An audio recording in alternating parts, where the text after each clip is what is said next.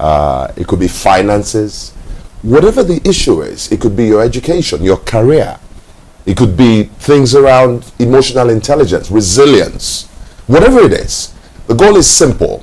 If we can connect with one human being, one family, to get them to change for better, then we've done our jobs. And you know, that's what we want to do tonight, bringing you on the show tonight. Tonight, Mr. Edwards and I are going to be talking about, you know, the keys to success in business, the keys to success in business. And honestly, I want to start by saying thank you. You know, I was traveling to the US for my daughter's graduation, and I thought, you know, I said, by the time I come back, I want a guest, a special guest on the show.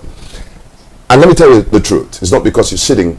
The first name that came to me was Mr. Edwards, Oladimeji Edwards. And I said, thank you that yes, my wife has been the only guest on this show.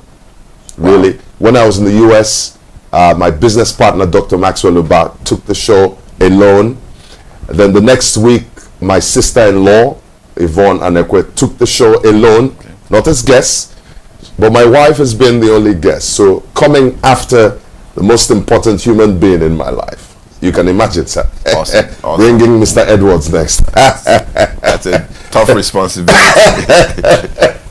And I know my lovely wife is watching. You know, I want to thank my wife. She's joining us permanently on the show as a co-host. Awesome. Congratulations. So next Friday, my wife and I will be, you know, the ones hosting the show. Okay. I'm the host, she's the co-host. Awesome. So I get to banter with her as well. Awesome, awesome. By the way, how's your wife doing? And she's awesome, she's great. Okay. She's great. And your kids? My kids are fine, they're doing very Everybody's well. good. Yes. By the way, I know his family very well, you know.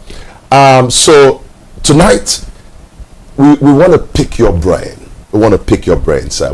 I'm sure there's somebody listening out there, a young entrepreneur, somebody who's in business, who's been in business for many years, and people are probably watching tonight to learn one or two things from you. So I'm going to jump right in. Tell me who you are. Who's Oladimeji Edwards, and what do you do, sir? What do you do today? Who are you, and what do you do today for a living? So first of all, I am Oladimeji Edwards, as you rightly said, a family man. I have a wife, Bolaji, and two boys, okay, two powerful boys. They're doing phenomenally well in life. I'm also a friend to a few people, brother to my two brothers, okay, an uncle to multiple nephews only, and I'm also the chief executive of a global trading company, Hyde Energy, and that's in a nutshell who I am. What does Hyde Energy do? A global trading company. Tell us about that. Hyde Energy. So Hyde Energy is a global trading company with a downstream network.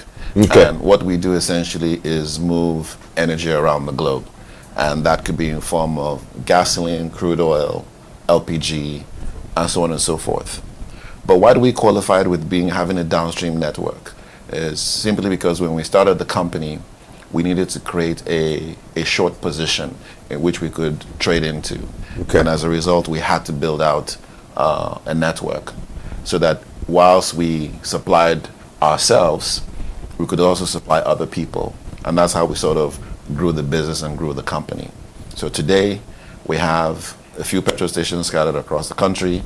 We have a lot of cooking gas filling plants scattered across the country. And we also have our own lubricant blending plant with our own eponymous labeled lubricant, Hyde, Luminol, and Maxima series. So that's what we do in a nutshell. But for the LPG and the lubricants, we're particularly excited about that specific opportunity, what it offers in Nigeria and on the continent. Excellent. So energy. Indeed. Energy. All right. So now that we know who you are and what you do currently, tell us about what led you to start your own company.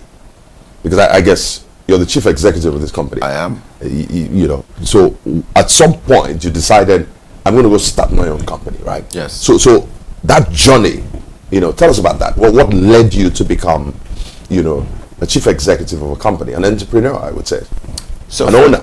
So first things first, is I've always wanted to own my own company because I simply like the freedom and the opportunity to express myself thoroughly. Right. But in this particular case, I used to be employed in one of the big oil companies in Nigeria. And at the time, we had a minister of petroleum that was so Nigerian companies. I mean, it was palpable. I mean, you could feel it, and the opportunities were there. And we recognized that, and she had always said, any Nigerian who could do whatever it is they wanted to do, she would support. And I took that literally. Really? Indeed. And sure enough, I mustered the courage, sat with my attorney, who advised me for about a year. We had multiple brainstorming sessions and figuring out what was the best way to exit the company, what did we need to put in place, all the building blocks of how we would start the company. And I remember we took a trip to London and sat for about 6 hours. And at the end of the 6 hours, we had a recap of the notes, and he said, okay, done. He said, Dimaj, I don't know what more to say to you. All you have to do now is pull the trigger. We have all the building blocks for the company. And that was it.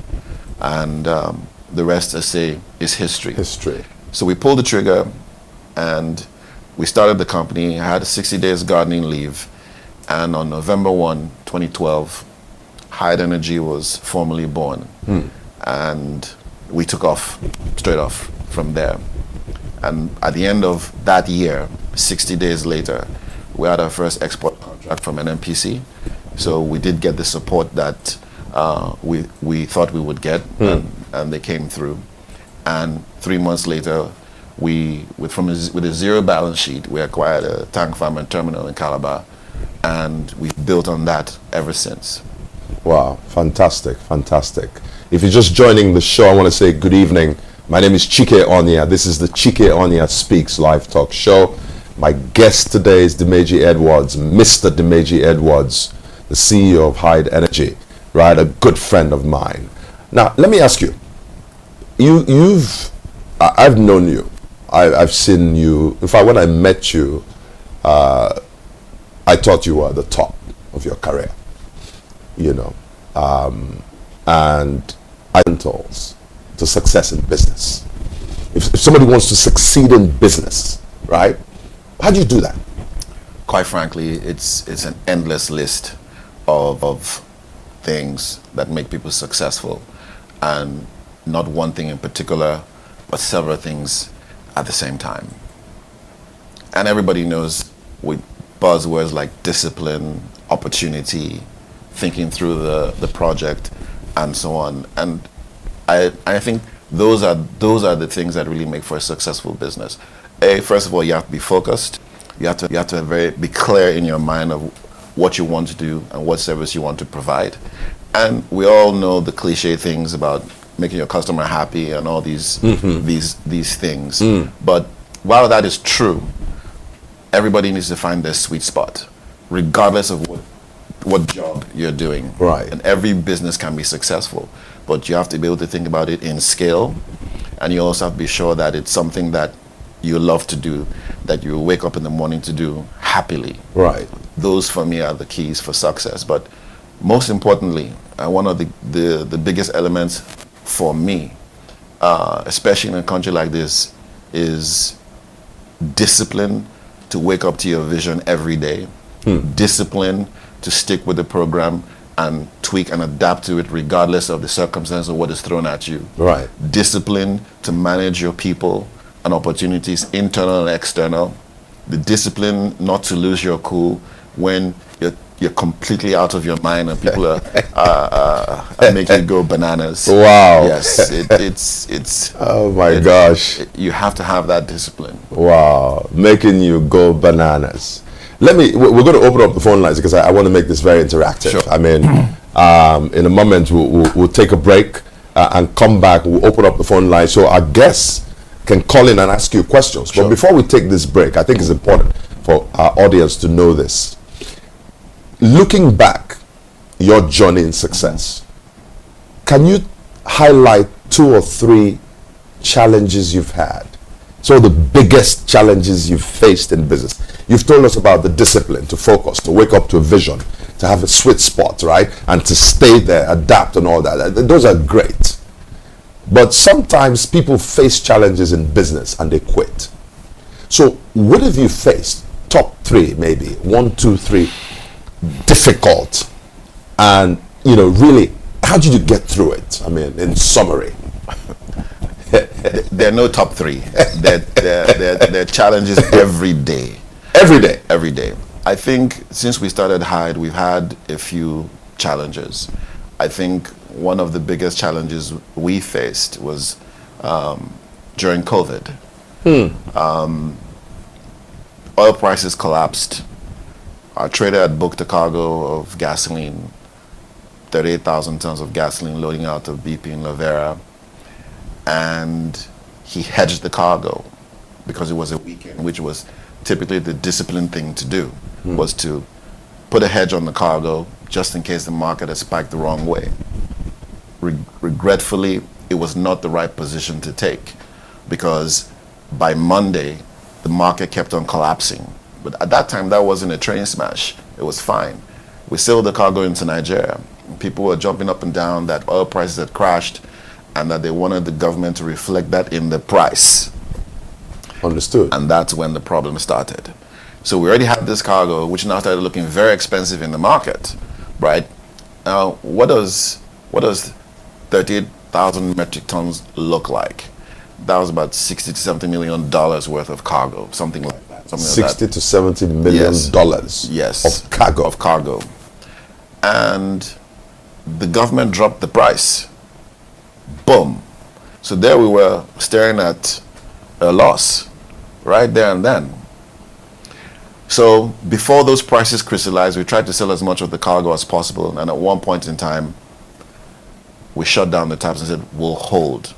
Luckily, after 3 months, so we held the cargo for 30 days. The market slowly rose and rose and rose and rose and rose. And we managed to sell the cargo and make a little bit of money, and break even and make a slightly little bit of money. But that wasn't the end of the story. At least we had the cash back to pay the bank. So we paid the bank the bulk of the cash.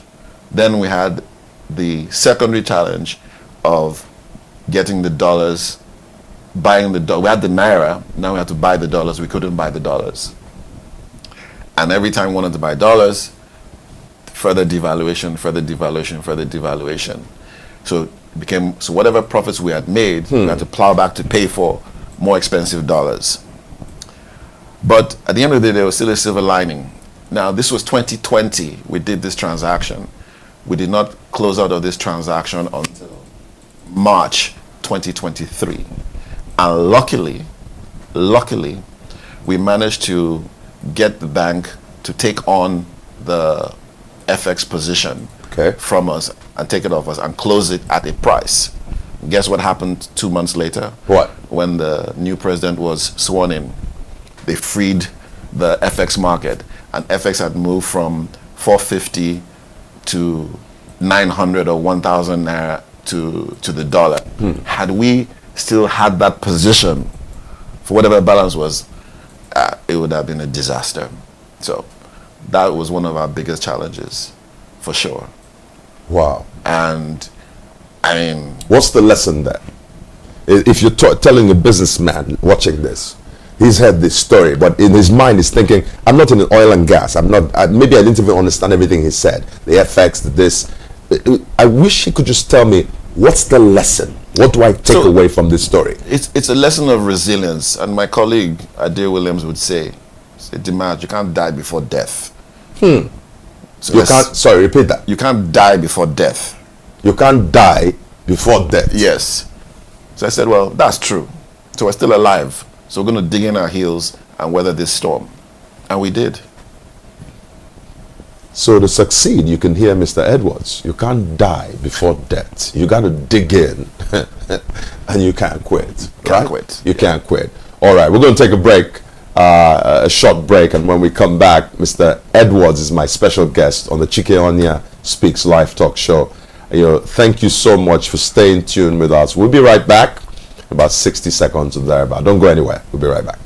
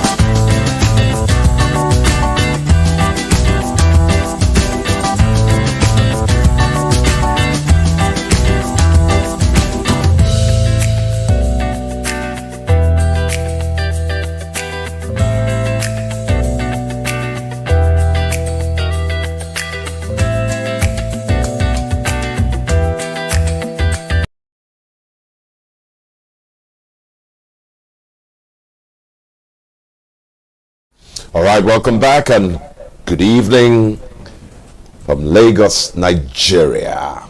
This is the Chike Onyia Speaks Live Talk Show. I want to welcome you. I'm your host, Chike Onyia.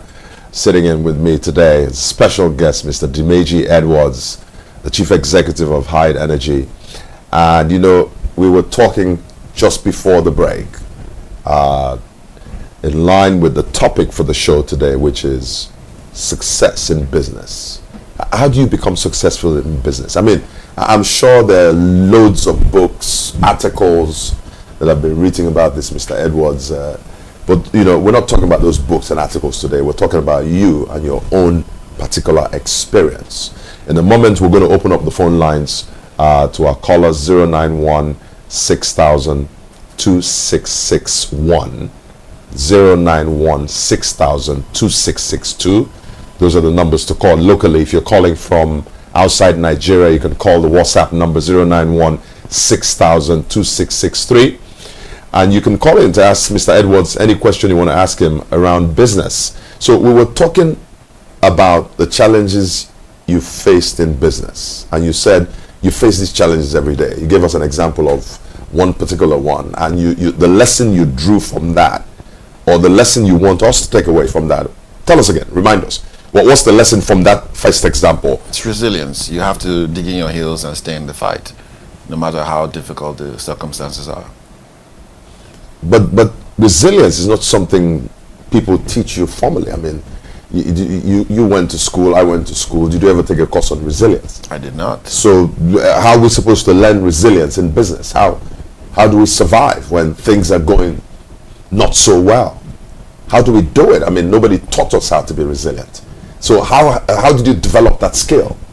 So one of the things through experience, and you realize that, when you look at all your circumstances, it's never really as bad as you think it is, right? It's never really as good as you think it is. It just is. So the idea is to take everything in perspective, right? Calculate what the reality is and relax and figure out solutions to the challenge. The thing about it is people overthink issues and create these events in their mind, which typically will tend to become self-fulfilling, because that's the power of the mind, right? It becomes. And one of the things I've learned is to set myself from the challenge or the problem and think about the solution and how it will work out or play out. And it always usually does. Somehow plays out. Somehow plays out. Yeah. But you just have to have the heart to stay in the game. Sometimes you make mistakes even. Right. Sometimes you've done everything positive, you've done all the right things, and sometimes things still go wrong. What do? What do you do? You chill, relax.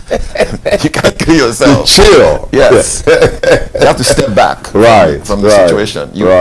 You do. Right. I want to welcome our audience. I can see on Facebook, Lawal Mushud Kayode says good evening. Halimad Lawal says good evening. Yes, thank you so much for joining us. I guess that's Facebook, right? Or are we on WhatsApp there? I'm looking to see where we are. So let's 091 6000 2661, 091 6000 2662 are the phone lines to call, or you can call us internationally, 091 6000 2663. We're going to continue this, and you've been a leader for many years, right? What's your leadership philosophy, and in your company, what do you do to ensure that people are motivated, and like you said, they wake up every morning to Hyde's vision, Hyde Energy's vision, right? How do you engage? How do you lead the team? What's your philosophy? Our philosophy is quite simple, and one of our core values that we subscribe to or ascribe to is leadership. And we have this thing, what we call being a team of leaders, which means everybody in the organization is a leader. And not just because I have the title of chief executive that makes me the leader. Right. But from the receptionist to the cleaner, to anybody who does any job, they're the leaders. Why? Because I cannot do the cleaner's job as well as he can. Therefore, he leads in that field. I cannot do the receptionist's job as well as he or she can. Therefore, he leads in that. And for sure, I will not let anybody be a better chief executive than myself in that company, because I must lead as chief executive. And that cascades down throughout the organization to everybody who's doing various things. And I always encourage my people to be self-starting and to own the space, right? That in that way it frees me up to do what I'm supposed to do, and then they can lead their teams, and the leaders within their teams lead others, and so on and so forth. And that's sort of my leadership style and my leadership philosophy. Right, everybody's a leader, right? Everybody is a leader. So in this tough terrain that we find ourselves today in Nigeria, the economy, what we're going through, right? Your business is headquartered here in Lagos, Nigeria, correct? Your HQ is here. Yes. And you know exactly what's happening in the economy today. What strategies have you used as a businessman, as a business owner, to stay ahead of the trends, the dynamics in the market, advancements in technology, competition, the FX issues, the inflation, just there's so many things to deal with. So as a business person today, and the people, I think we have a phone call. Hello, good evening. Hello. Good evening, sir. Good evening. What is your name and where are you calling from? I'm Oladimeji from Lagos State, sir. Okay, go ahead. Go ahead. I actually agree with you that problems coming every day. But I have a question. How do one stand to manage family alongside discovering oneself, alongside maintaining to be at the top of your success game? How do you put everything in one box and not let one fall? Okay. I think, Mr. Edwards, did you get that question? I got the question. I'm sure you did. Yeah, I got the question. So, thank you, Halima.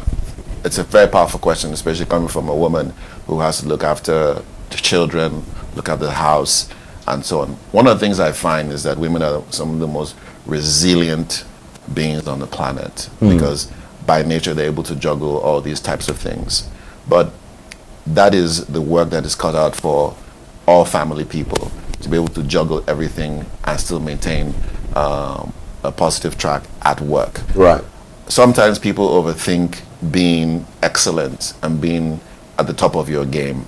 What makes you really at the top of your game is being the best at it, being the expert, being the subject matter expert, regardless. And to be the subject matter expert in whatever it is you do does not mean you must neglect your family and the other things you do. You must create time. Right. I wake up at 4:45 every day except Sunday. What does that do? It means even before the world wakes up, Right. I get 2.5, 3 hours of time every day. So if you aggregate that, right, it means that I'm able to achieve 14, 18 hours a week additionally to develop myself, to hone my skills, to prepare for work, all right, to be out of the game, as it were, Right. and essentially prepare. And that's what I do, because you have to create time, you have to make time. And I try to get to bed early, contrary to what a lot of people believe. And even if I go to bed late, Right. I'm still up at 4:45 every day, because you have to put in the work. And in my view is that that's the way in which you can develop yourself to be at the top of your game. And I'm sure, for the most part, most children will not be awake at 4:45 Right. in the morning. Yeah. And you have at least 1 hour. And within that time, you can do your prayers, do some exercise, still get some work done, and go to work and be excellent. Maybe even on the way, drop the kid off in school. Absolutely. I mean, many years ago, when I used to commute from Ikaja to VI Yeah. to work, I bought a 6 CD loader, put it in the back of my car, right? And I always knew it was going to be 2 hours to work, Traffic. and 2 hours back. I went to school. I learned about real estate and all this in the car because the CDs were there. I was driving myself.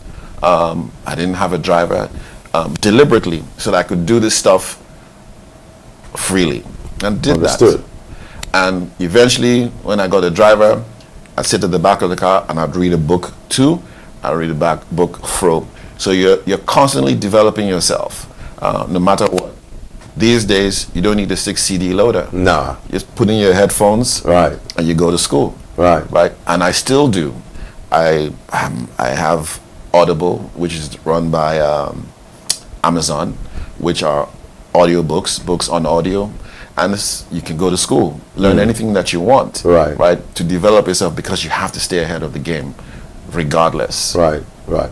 So I think what I'm getting from what you're saying is, and to help answer this question, which you have, is that you get up at 4:45, you have some time to yourself, so that you're building that expertise. And maybe you then have less time in the office because you've put in the time to become an expert. The less time you give to your family, right? So you've woken up very early in the morning, you've done your stuff, you've put in the time, you can do the work in the office, but at some point you may take a break from that office. You're already good at what you do anyway. You've developed yourself, and then you can go spend time with the wife or the kids, right? So it has to be that balance there. You know, Absolutely. it's very important. One cannot supersede the other, because No. that imbalance is going to create a problem. Absolutely. It will create a problem ultimately. So I was asking the question about the current realities on ground Yeah. in Nigeria. All right, let's go to the phone lines. Hello, good evening. Hello.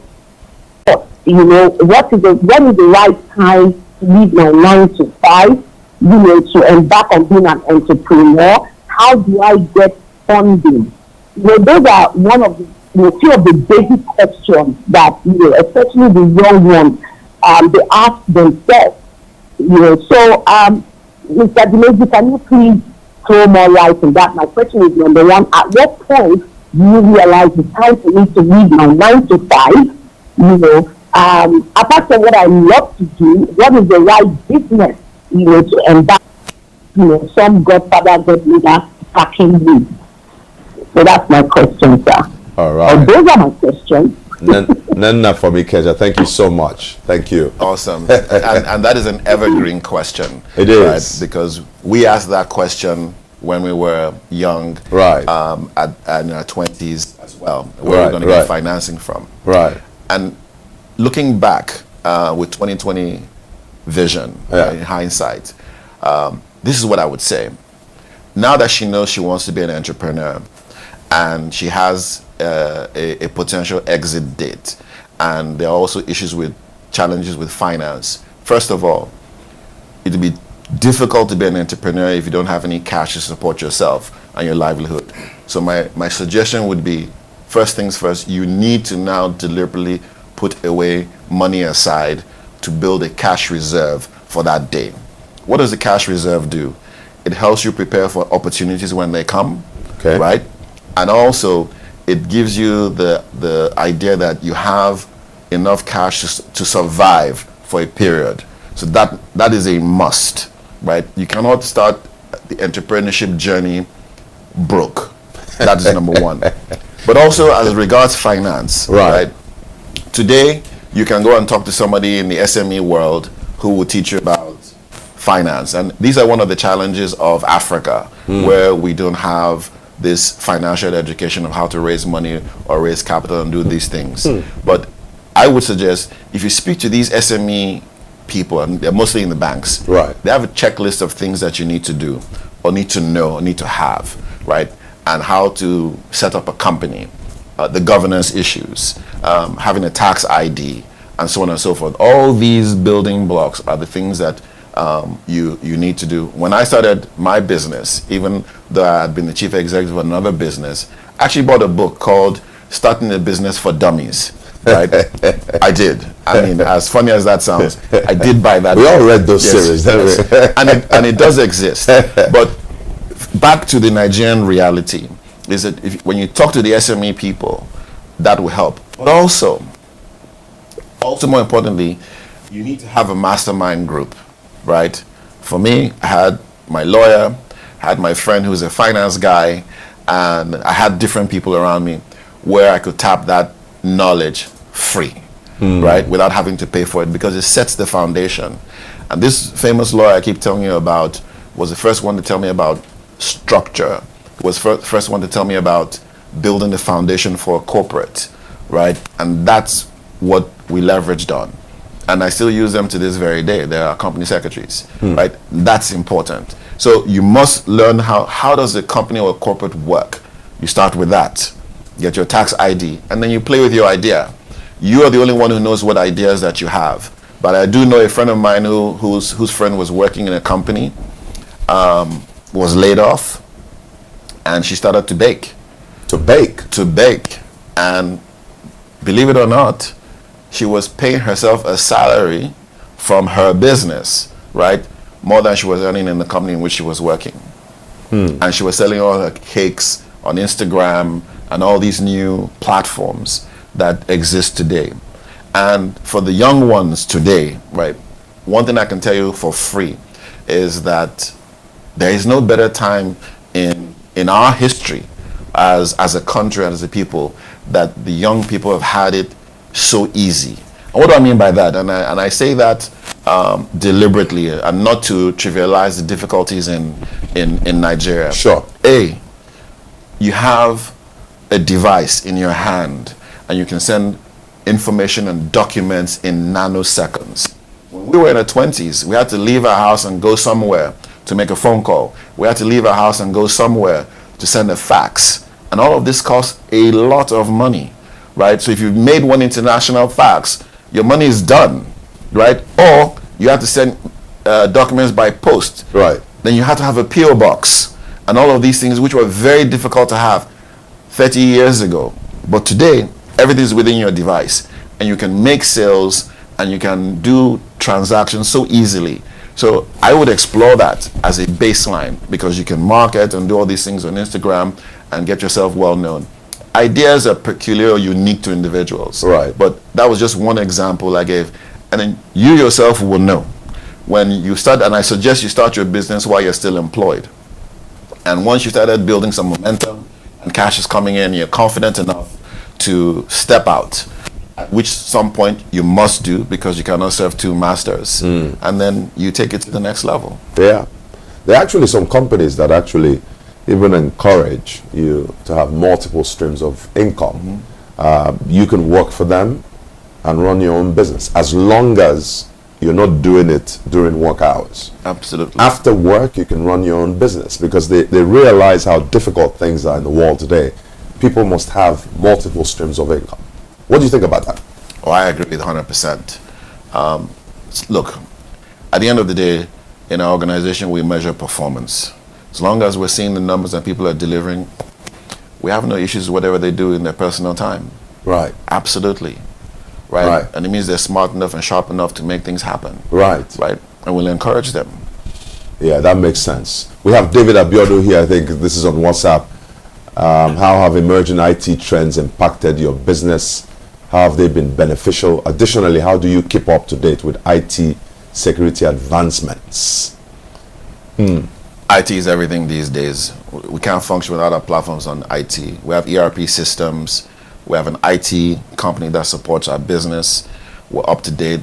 Where I'd like to go is really understand how AI helps our business, especially on our finances and our financial modeling. Yeah. And those are some of the things that we're exploring as an organization. Because we know AI is real, it's here to stay. Right. But definitely on top of our IT trends and happenings, we just recently migrated to a more sophisticated ERP, up from what we were using before, that is so mobile friendly, allows us to do stuff on the go with our mobile devices, that just make life so much easier. So all these kinds of approvals, people don't have to be in the office. Our sales guys can report their sales and their customer contact on the go. Right. So those are the kind of things we do. So yes, we're very big. Some people listening to you may not know what an ERP system is. An enterprise resource program. What does it do? It organizes your company and provides controls for procurement, booking holidays for staff, and booking leave. Nothing passes through the organization except it passes through the program. Right. So that we can track everything that happens within the organization. Got it. Got it. All right. Back to the phone lines. Hello, good evening. Hello, good evening, sir. Good evening. What is your name and where are you calling from? Okay, it's Menora, calling from Owerri, sir. Go ahead, Minora. You're welcome to the show. Okay, my question is, as an entrepreneur, what are the benefits of fostering strong partnership and network in business? Benefits are phenomenal. Right. Partnerships and networking is everything. The more people you know, the bigger your network, the more likely successful you'll be, because it's information, right? Once you have a powerful network and have partners, it's information, and information is power. Once you have information, it flows. I mean, it's everything. Right. Right. Absolutely. That question was one of the questions I was going to ask you, actually. How important is networking and relationship management? Relationship management, networking, people. How important is that in business today? Every business is about people. Full stop. Business is about people. End of. That is business. End of story. There's nothing outside of business than people. All the things we pass through and products we pass through are just by the way. It's always about people. It's people. Everything within the organization is about people. Yeah. And you must manage those relationships. That's key. You must manage because they become your friends. You're baking bread together. It's a people business. Every business is about people. You know, it's funny. You say business is about people. We're going to take another break. You know, how did I even meet you? You know, it's the same thing. Networking. Absolutely. As a party, a friend's party, and you were at that party. And I walked up to you because I heard of you. I knew what you used to do at the time, or what you did at the time. And I walked up to you and introduced myself. And I said, Mr. Edwards, my name is Chike Onyia. Here's what I do. Can I come in to your organization for free and give you a talk for 3 hours on emotional intelligence or something? I can't remember what it was, but I just said, you know what? Don't pay me. I've heard about you. I know who you are. I want to come and offer my services for free. And you know what you said to me? See you in the office on Monday. End of. And on Monday, I came in and spoke for 3 hours. And I will never forget that day. After 3 hours, you called one of your execs and says, hey, you see this guy? I need him to do A, B, C, D for us. And the rest, like you say, is history. It's history. That was what, 2011, 2012, whatever. Absolutely. That was almost 12 years ago when we met. And we've kept this relationship going.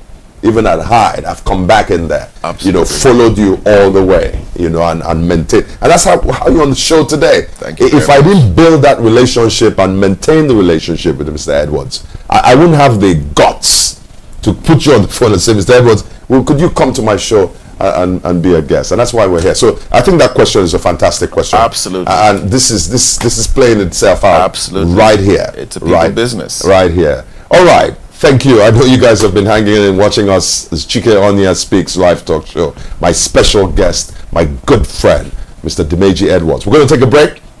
Don't go anywhere. We'll be right back.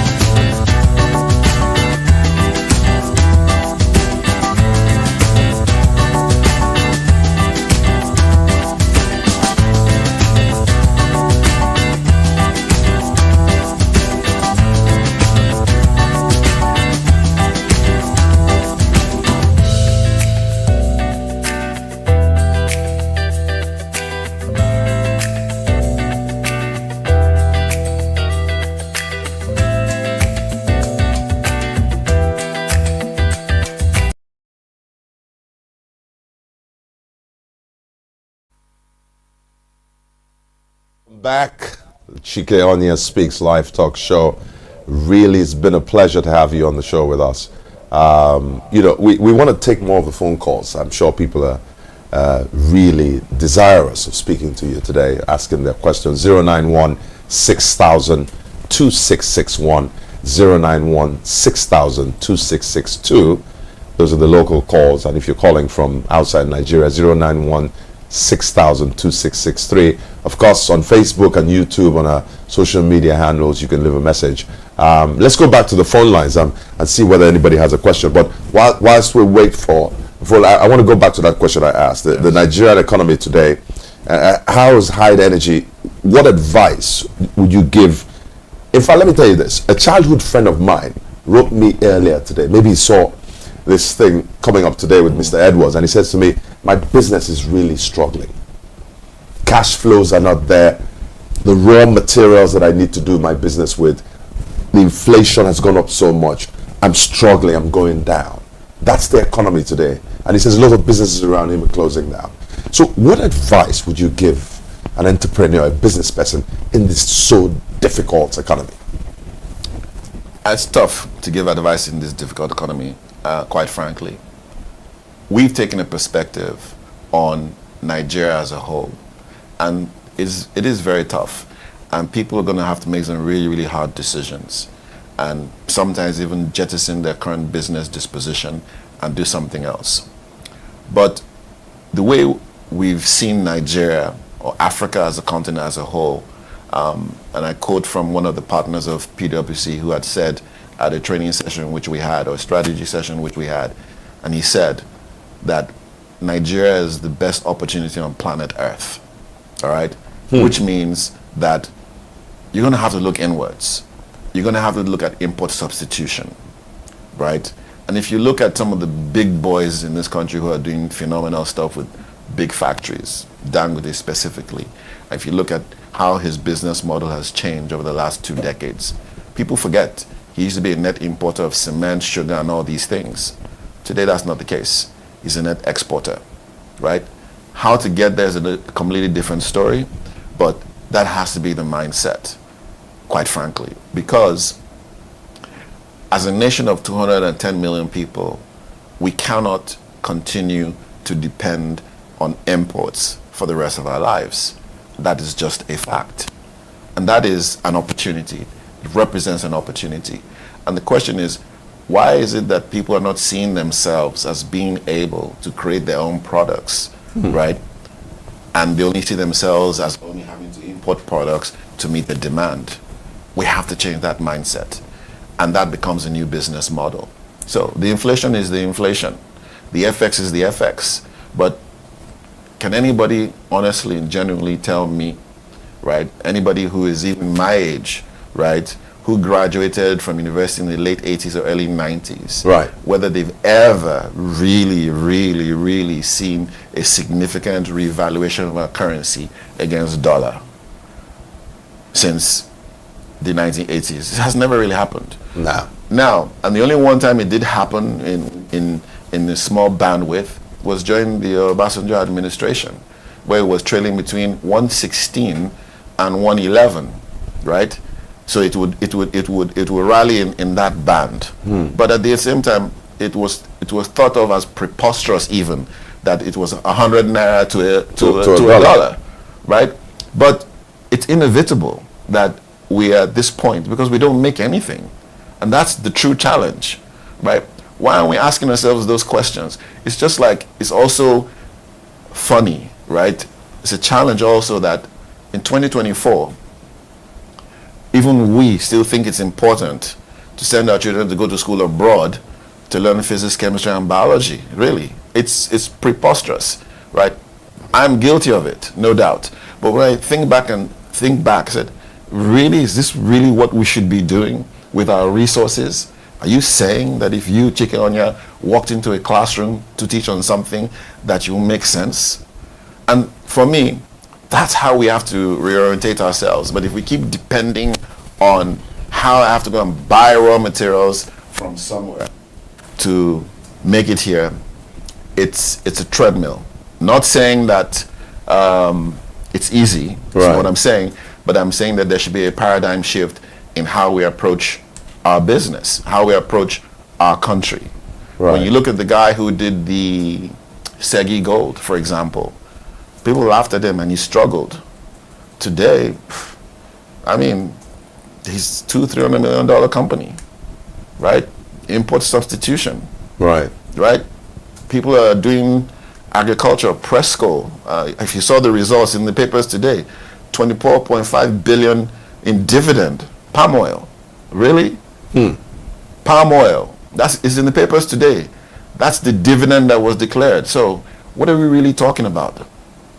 For me, that's the direction in which we should go, because things can improve today. Your friend these challenges will keep coming back. Right. We're going to keep on having hyperinflation and all these things, because what are we doing? We're chasing imported goods. That's what we're doing. Cocoa, $90 billion business, global business. What is our share of that business? Guess what?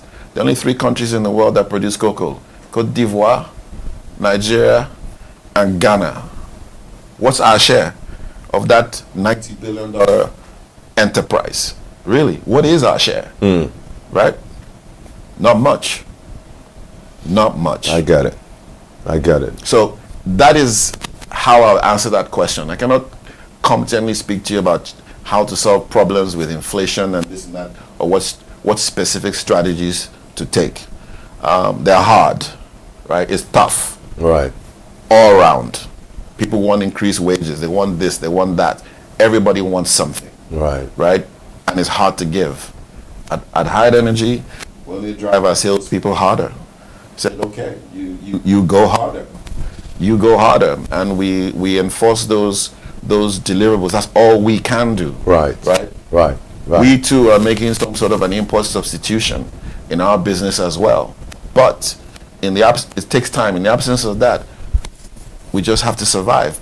But long term, I think that is what we, as a people, that's how we have to think. Right. As a people, because this thing that we're doing, depending on, it's not sustainable. It's not going to be sustainable. It's not sustainable. No. Yeah. It's not sustainable. Well, thank you for that. I think that was a brilliant answer. I'm sure somebody out there is listening. He calls it import substitution. That's a great phrase, import substitution. Right. It's interesting that, you're sitting here with me today, Mr. Edwards. We have about 4 or 5 minutes to go on the show. And, if there's a phone call coming in, we can take one more call, 091 6000 2661, 2662 or 2663 on WhatsApp. But, as we begin to wrap up the show, again, I want to say thank you for coming. It's been amazing. I'm going to wrap this show up by asking you 2 questions. One is, what legacy do you want to leave as Mr. Edwards, Oladimeji Edwards, the businessman, the energy guru? How do you want people to remember you, when you retire, when you've left the business landscape? When they think about Mr. Edwards, what's the legacy you want to leave? It's interesting that you asked me this question. And one of the things I'd like to leave as a legacy is for Hyde to build a truly indigenous global corporate that fights anywhere in the world, number one. And that leads on to other things that come outside of that. And I've already alluded to that already. The question is, what investments do we as a corporate or as a family foundation will we make in sports, in education, and so on and so forth? Recently we had the Hyde Cup, and it was... The Hyde Cup? The Hyde Cup. Okay.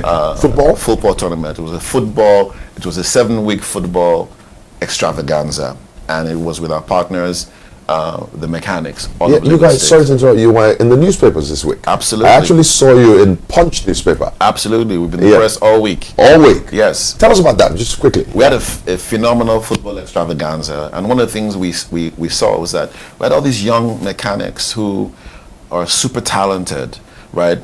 And they played soccer, 7-a-side, across a few of the local governments for the last 7 weeks. And a champion emerged, the Agege Radiators. Wow. But what's more important is that in all of that tournament, 7 individuals were spotted as potential talent to go into a football boot camp. And you never know. They could wind up in the Premiership League or wherever. Right. The point being is that we have everything here. People forget, and I always say this, and that's grassroots. Right. And the grassroots is us, we are them, but they lack the opportunity. And our job as successful business people and tycoons and so on and so forth is to provide that opportunity, that platform for them to thrive. People always forget that Venus and Serena grew up from California grassroots. Yeah. In Compton. Yeah, city of Compton. Absolutely. Yeah. You and I wouldn't live in Compton as we are. But today, they're global superstars. They are. Right? From grassroots. So my question is, if that is possible there, Why is it impossible for a grassroots man from Nigeria to be a global tennis star or a football star or basketball for that matter? Hakeem Olajuwon was grassroots. He was. Absolutely. He was. So what are we doing, right, to make it happen? Muhammad Ali himself was grassroots, but they became global superstars. Right. So all the Ivy League colleges that we all fight and change our naira into dollars to go to, who founded them? They were business tycoons, right? Because they needed the people who would graduate from those universities to work in their corporates and make them bigger. Today, we don't even remember who founded Citibank. We don't. We don't even well, we know JP Morgan. JP Morgan, bears his name. Yeah, his name, right. But all the other big conglomerates, who are there? Who founded them? They needed people to run those institutions and keep them ticking along. And that's what we need to be doing. That, sir, is what I would like to be my legacy at the end of the day. Wow. Because what do you do with all this success? One way you have to give it back. Huh? Absolutely. Last question as we close for the show. Thank you guys so much. You know, there's some entrepreneur watching, somebody's watching, a businessman or woman. What's your closing advice to them? You know, they're in business and they want to be like you. They want to be a Mr. Edwards. You know, they're young and they want to get to where. I'm sure people are going to go to your website, Hyde Energy, and they're going to go check out Mr. Edwards and see what you do. And who is this man that Mr. Onyia brought to his show? Who is this guy? So they want to be like you. What advice are you going to give them? My advice is simple. I know everybody's striving and hunting for answers, and we're all looking for answers. And it's not every day you're going to find a physical human being who will mentor you and even provide you with answers to some of your questions. I would recommend one, to be a voracious reader. A reader? Oh yes, absolutely. Right? And again, the young people of today are the luckiest people on the planet, because all they can do is hit a few keys on a device and say, how do I make pomo? How do I get pomo? And it will pop up. How do I make pomo on YouTube? Huh? Absolutely. My gosh. Right? And because you have that information, you need to be doing this thing regularly until you find your sweet spot. Right? You can ask all the questions in the world. Right? How do I set up a company? How do I do that? ChatGPT can even answer that. It will answer all these Meta AI. It will pop up. But that will not take away the place of grit. It will not take away the place of discipline. It will not take a place of hard work. It will not take a place of being relationship driven and all those things. And of course, finance. You have to figure out how to get finance and understand finance. It's a thing. It can be understood. And sooner or later, if your idea is big enough and bold enough, you can talk to investors and friends and family who would make it happen. You cannot chop all, but that's our mentality and an attitude. But it's changing. Recall, even the banking billionaires we have today, remember, those of you who don't remember, when the central bank asked them to go public, they weren't really happy about that. Right? They grumbled, they tried to push back, but the central bank prevailed. Guess what? Right? That act of becoming public limited companies is what made them become gazillionaires, and the rest is history. Because they're public companies now. And that's how wealth is created. And so the first time in our history, right, we're actually having true wealth, right? Because that cash cow is spinning dividends year in, year out. That's wealth creation, right? I mean, what they're going to spend for themselves, they're beyond that, right? So what do you do with all this wealth? And that's the opportunity for the young people today. They have to read. They have to read. Right. They have to get, and by that, it's information. Right. Right? That information is out there. The more information you have, the more competent you become in whatever field you choose, and it becomes second nature, like a second skin. Right. Well, Mr. Edwards, wow, it's been a great show today. Thank you so much. Thank you so much. Thank you to Bolaji, your lovely wife, your sons. I'm so grateful that you came today. You honored me. I don't take that lightly. You know, why did you even honor my request as we close? Let's banter and close it. Quite frankly, Why did you even honor my request? Because you asked. Full stop. And again, I think that the work that you do is phenomenal. By the way, Chike Onyia mentored me, and by mentoring me, I was meeting with him regularly for conversations about how to manage my person and my persona and my attitudes and my relationship with my coworkers. And he sat with me, I think, for over a 3-week period or so. So I got to know him better. He also mentored my sons before they went to school abroad, to manage their expectations in a foreign land for a couple of weeks as well. So I came because you asked. Thank you so much. Thank you. I like the stuff that you guys are doing. Thank you. Thank you. And Evie says, interesting topic today, Evie and Ekwe, thanks for the insights. David Abiodo, this was very enlightening. Thank you very much. All right, ladies and gentlemen, we're going to take a leave tonight. God bless you all. And we're going to see you next Friday on the Chike Onyia Speaks live talk show. Good night. Awesome. Thank you very much, sir.